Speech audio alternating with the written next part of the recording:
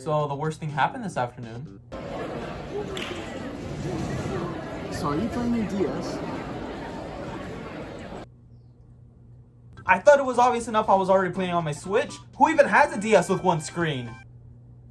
Oh, wow. It's surreal to think about where the Nintendo DS sits in the podium of gaming. This thing went from looking like a 3D printed doorstop to selling 154 million units. The DS was undeniably great. Later models looked sleek, celebrities are spotted playing it, and the Touch Generations line somehow got your aunt to care about brain age. Personally, this is my favorite handheld console. I even have a carrying bag for it, which probably explains why people avoid me in public. The DS was first announced in 2003, during what was either a Nintendo press conference or a f***ing comedy session. Nintendo promised a new product in 2004 that wouldn't replace the Game Boy, and that was it. Nintendo downplayed the DS like if it was a suspicious rash. Don't worry, it's just the third pillar. In other words, if it flopped, they pretend it never happened. GameCube wasn't pulling numbers, so they were betting hard on handhelds. What a disappointment. If this wasn't a successor, then why did it play Game Boy Advance games? All because Nintendo was too scared to unveil this to their audience in their press conference. And if it failed, they would continue supporting the Game Boy line of systems. The prototype DS, it looked like someone dared a fax machine to become a console. Bulky, fragile, and designed to look outdated immediately. Its clamshell, dual-screen design was inspired by the 1982 Game & Watch multi-screen. Nintendo's way of saying, hey, remember this old piece of shit? Now with 100% more Metroid Prime Hunters demos. The DS was marketed as a powerhouse for its time. Nintendo showed off 3D gameplay that made the Game Boy Advance look like cave drawings. Both are 32-bit systems, but one played Mario 64 and the other played Super Monkey Ball Jr. But hey, the DS did a lot. Oh boy, can't wait to mooch off the neighbor's Wi-Fi. Okay, technically all it did was play games, but Nintendo needed to hype it up somehow, especially when your main competition is a console that plays Hot Shots Golf. Competition was fierce. Super Mario 64 was portable for the first time. That was fun. A Metroid Prime demo existed, and that's it. This can't be it. There's no way these were the only games that fully pushed the DS. What? Only a few DS games really flexed the system's capabilities. Most of the library was just licensed shovelware and movie tie-ins only a kid named Matthew would play. Yep, I'm a gamer.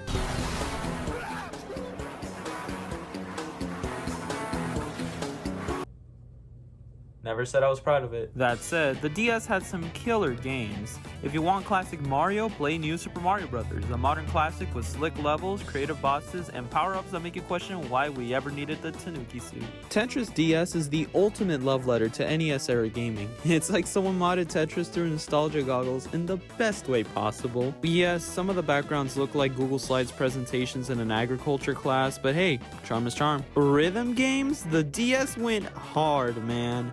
Rhythm Heaven, Elite Beat Agents, Band Hero, Alvin and the Chipmunks. Yep. Even Michael Jackson The Experience hit the Nintendo DS, and it had one of the strangest anti-piracy features ever. The game plays Vuvuzela sounds on loop if you're using a pirated copy.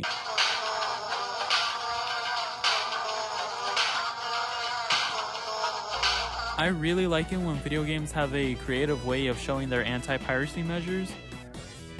But I mean, some surprisingly good first-person shooter games are on the DS, like Metroid Prime Hunters, GoldenEye Remastered. Not the best ideal way of playing FPS games, but it's pretty impressive for a console made in 04. Call of Duty got on the DS. No. The DS can also play Game Boy Advance games, depending on what model you're playing on. Not Game Boy or Game Boy Color, sadly, but it still gives you a great library to choose from. I won't say the games play very well because they have the controls locked to be B and A, and with the Nintendo DS, that's not very comfortable. The form factor of the controls are so put together in a way where you can't play smoothly.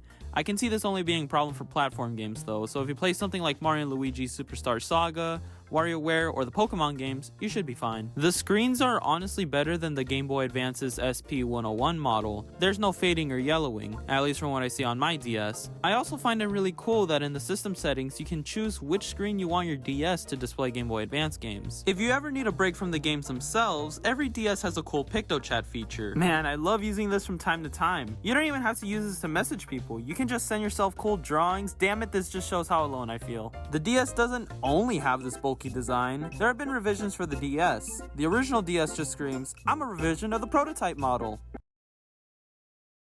They're not wrong. It is very primitive for it being a DS design, and if you showed this to anyone who was someone who grew up with a DS Lite or DSi, they would flip their shit. It's the whole model, really. It's bulky, dim, and overall looks terrible in my opinion. Especially the screens. Come on, they just finished giving the Game Boy Advance backlit screens.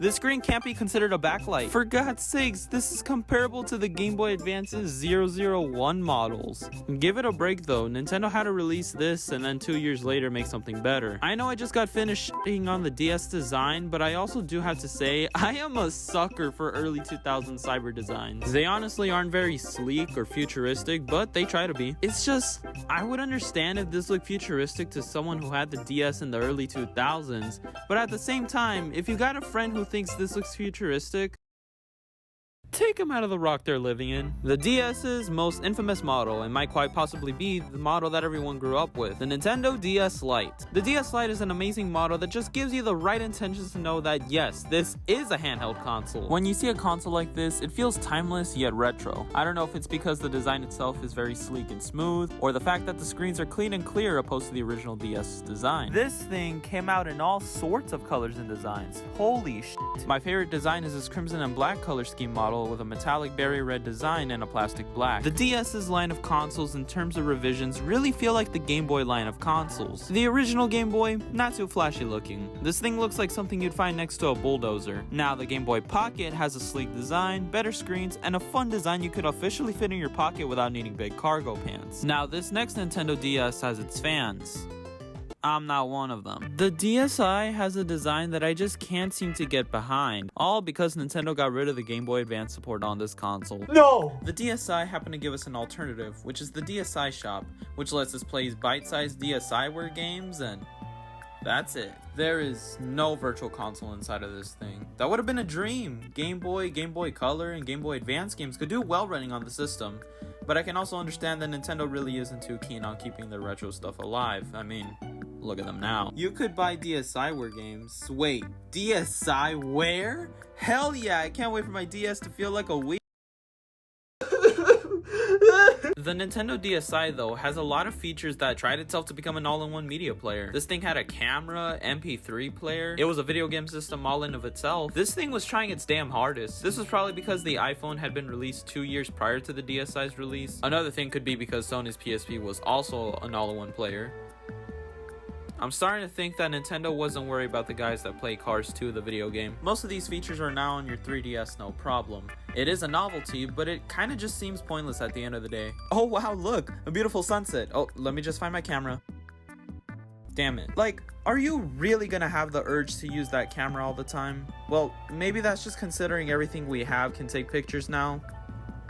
But are you? Mom, it happened again! The Nintendo DSi also went to the gym because look at this beautiful system. The Nintendo DSi XL rolls right off the tongue, doesn't it? The Nintendo DSi XL was meant to correlate to the Touch Generations players, or in other cases, geriatrics patients waiting in a retirement home. I mean, look at these colors. See what I mean now? That name though, Nintendo DSi XL, is surely a complicated name to try and explain to someone who now eats grilled salmon and pudding cups. To be fair, a lot of the DS models are complicated by themselves. Like, the original is the Nintendo DS, and after that we have the DS Lite. The systems that came out after that are the DSi and the DSi XL. If you want to bring the 3DS into the conversation, you're going to have to explain to them the 3DS, the 3DS XL, the 2DS, the new 3DS, the new 3DS XL, and the new 2DS XL.